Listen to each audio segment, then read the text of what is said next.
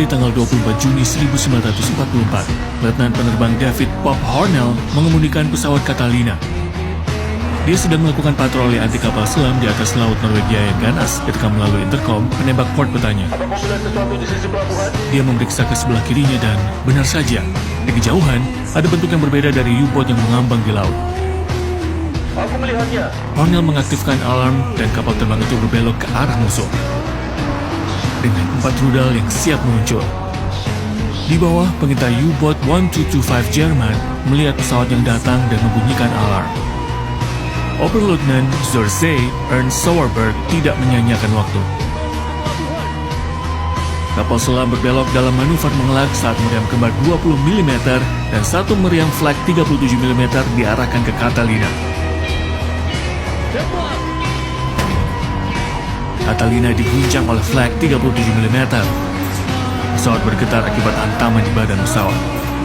Hubungi pahlawan. Kabari mereka. Mengerti. Hornell memerintahkan operator radio Sidney Cole untuk memberitahukan lokasi dan situasi mereka kepada pangkalan. Namun sebelum Cole sempat mengirimkan pesan pertama, sebuah serpihan peluru menembus kompartemen radio. Cole mengerang dan menekan lukanya, tapi tidak melaporkannya. Sebaliknya, dia terus menekan rasa sakitnya dan menekan tombol transmisi. Sedikit yang dia tahu bahwa peralatan radio telah rusak akibat tembakan Jerman. Hornell turun ke arah target tanpa menyadari bahwa tidak ada transmisi yang dikirim. Saat mereka semakin dekat, meriam 20 mm sudah membidik dan pelacak melesat di sekelilingnya. Tembakan semakin sering terjadi, melubangi besi pesawat yang tipis. Ini semakin sulit, kawan. Bertahanlah. Awak pesawat merasakan guncangan keras dan kaget melihat bagian sayap kanan pesawat terkoyak. Serpihan meledak di dekat mesin kanan mereka dan pesawat mulai berguncang hebat. Hornell bertarung dengan pesawat yang mulai melenceng dari jalurnya. Kerusakan yang semakin parah membuatnya semakin sulit untuk dikemudikan. Di bagian hidung pesawat, penembak depan menembaki U-boat dengan senapan kembarnya, 303 Brownings. Peluru menghujani Sauerberg. Tembakan Catalina membidik menara pengawas saat mereka semakin dekat. Pasukan Sauerberg terpukul dan senjata-senjata mereka terdiam. Kalian, ambil senjatanya atau kita semua akan mati. Namun tembakan yang datang terlalu akurat. Jerman tidak bisa bergerak saat senapan mesin Catalina merobek-robek menara pengawas. Namun, salah satu senjata Catalina macet.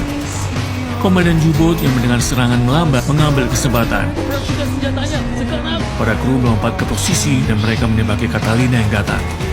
Darah Hornell mengalir dingin saat dia melihat sekali lagi peluru mendatangi mereka. Catalina dihantam lagi dengan tembakan Jerman yang merobek sayap dan badan pesawat. Sebuah cahaya datang dari atas, dan Hornell mendongak untuk melihat mesin yang rusak dengan api yang menyembur keluar dari penutup mesin. Mesin kanan terbakar. Matikan. Pilot kedua mematikan mesin, tetapi tidak menghentikan kebocoran bahan bakar. Bola api membesar saat pesawat meluncur ke arah kapal selam musuh. Sauerberg menatap bola api yang mendekat dengan cepat dan memerintahkan manuver menghindar. Kendali ke belakang. Di atas, Hornell berkomitmen penuh. Melihat kapal selam berbelok ke kiri, dia melakukan penyesuaian pada saat terakhir, dan kemudian dia melepaskan muatan mematikan. Di bawah, Sauerberg menyaksikan Catalina di atas kepala saat menjatuhkan muatannya.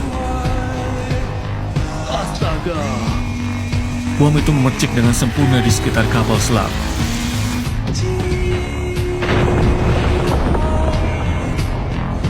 Berhasil. Pesawat berguncang lebih keras lagi.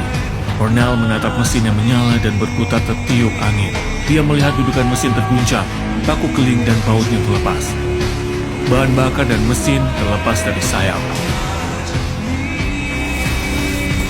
Hornell tahu bahwa mereka tidak akan bisa pulang. Kita akan jatuh. Bersiaplah. Semua orang bertahan kecuali Cole yang dengan panik mengirimkan pesan SOS. Saat Hornell bersiap untuk mendarat, laut di bawahnya berombak, tapi mereka tidak punya pilihan lain. Hornell membelokkan Catalina ke arah angin dan bersiap untuk mendarat. Pelampungnya turun ke bawah dan mesin yang tersisa dimatikan.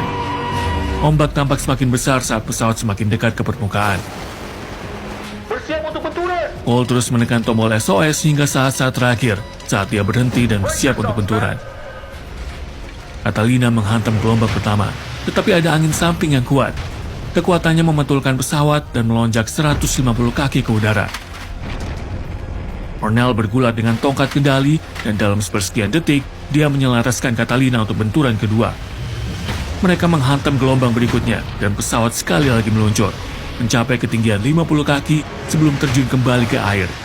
Catalina yang masih terbakar menerjang beberapa gelombang sebelum akhirnya berhenti. Keluar! Hornell meminta anak buahnya keluar karena dia tahu Catalina bisa meledak kapan saja. Insinyur penerbangan Donald Scott mengembangkan skoci dari sisi sebelah kiri, sementara Insinyur Fernand Lauren mengembangkan skoci dari sebelah kanan. Kalian semua naik ke kapal, aku akan mendorongnya. Hornell dan beberapa orang melompat ke dalam air yang sangat dingin untuk mendorong skoci. Cole naik ke skoci dan memastikan untuk mengamankan ransum makanan saat orang-orang mendorong skoci. Tapi kemudian dia ingat radionya. Tunggu, radio! Hornell tidak memiliki waktu untuk memahami apa yang dikatakan Cole, dan Cole mulai berenang kembali ke arah Catalina. Apa yang kamu lakukan? Kita butuh radio. Mereka tidak akan menemukan kita. Jangan, sudah terlambat. Hornell benar. Mereka menyaksikan saat Catalina dilalap api dan tenggelam di bawah ombak. Mereka mulai saling membantu satu sama lain untuk naik ke atas skoci. Bagian dalam skoci tergenang air saat mereka mencoba naik. Hornell menggunakan helm untuk membuang air ke laut. Tapi kemudian terdengar teriakan. Ada yang belum naik. Hornell mulai cemas dan segera menuju ke tepi dan menghitung krunya. Hanya ada 7, seharusnya ada 8. Lauren! Sambil melawan kepanikan, Hornell menjelajahi ombak yang bergulung-gulung untuk mencari krunya yang hilang. Mereka tidak melihat apa-apa saat skoci itu naik dan turun di tengah ombak besar. Mereka melihat sekilas skoci kedua yang juga sedang mengarungi ombak di kejauhan. Itu dia! Mereka mendorong menembus ombak, bergegas untuk mengejar teman mereka. Orang-orang di skoci mengarahkan ketika melihat teman mereka juga mendayung ke arah mereka. Tapi mereka menabrak ombak lain dan melihat skoci Lauren kosong. Terjatuh! Ayo lebih cepat! Mereka melipat gandakan usaha mereka dan mencapai Lauren, yang berhasil berjuang kembali ke skoci.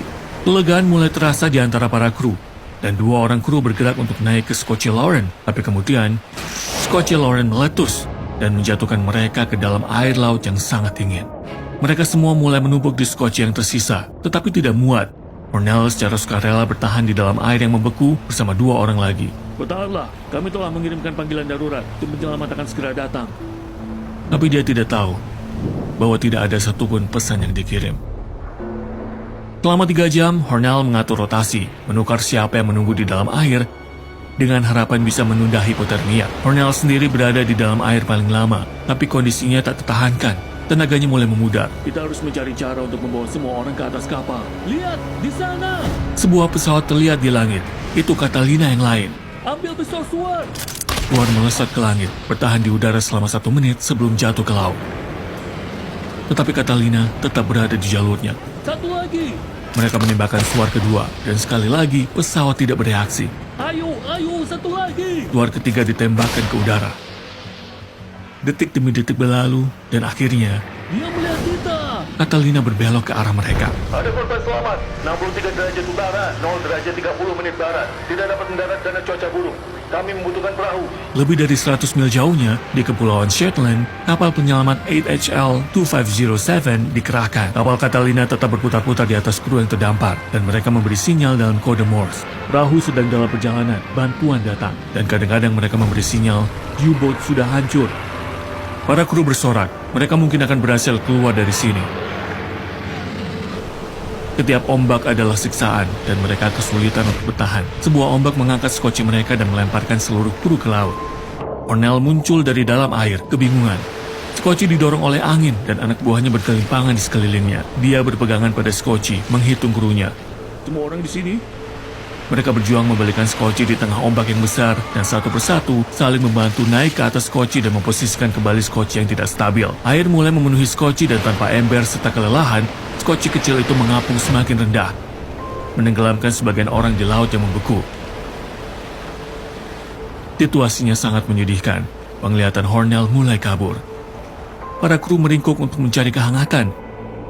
Lauren mulai mengigau. Lauren, tetap terjaga, ayolah. Lauren! Hornell dan anak buahnya mencoba berbicara dengannya untuk membuatnya tetap fokus. Tapi tidak ada gunanya. Dia sudah pergi. Mereka sangat terpukul. Hornell mengambil keputusan sulit untuk mendorong tubuh Lauren ke laut. Di atas, Catalina kehabisan bahan bakar. Tidak ada pilihan, para kru mengabarkan posisi mereka untuk terakhir kalinya dan berbalik pulang. Para kru menahan air mata saat melihat harapan mereka terbang.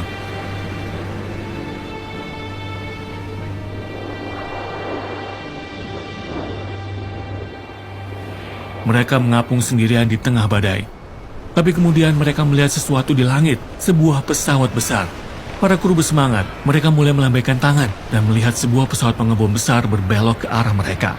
Pesawat itu menjatuhkan sesuatu. Mereka melihatnya, itu adalah sebuah perahu kayu. Tapi angin bertiup kencang dan perahu itu terbawa angin. Terbang hingga menghilang dari pandangan di balik ombak. Mereka terombang-ambing di ombak dan melihatnya mengambang. 500 meter jauhnya. Ayo berenang, kita bisa meraihnya. Tidak, itu terlalu jauh. Meskipun buta arah karena air laut dan tidak tahu di mana perahunya, Hornell menyeret dirinya sendiri ke arah air. Kru lainnya berenang mengejarnya, mengeluarkan tangan, meraih lengannya, mencoba menahannya. Hornell memohon, tetapi anak buahnya tahu bahwa itu tidak ada gunanya. Dan mereka menyaksikan skoci mereka mengapung.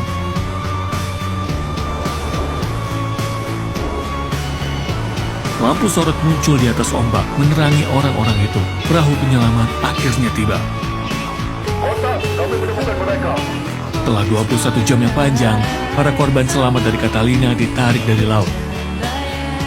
Berbaring di atas koci, Hornell mendongak, menatap dengan mata kabur, melihat anak buahnya yang diangkat dari air. Rasa puas menyelimutinya. Dan dengan sisa-sisa tenaganya, dia menyunggingkan senyum kecil. Matanya terpejam, tak pernah terbuka lagi. Pelaut di kapal penyelamat berusaha menyadarkannya selama 4 jam, namun tak ada gunanya. Berkat Hornell, 5 orang yang selamat semuanya sembuh total dan selamat dari perang. David Ernest Hornell secara anumerta dianugerahi Victoria Cross, dan itu diterima oleh istrinya.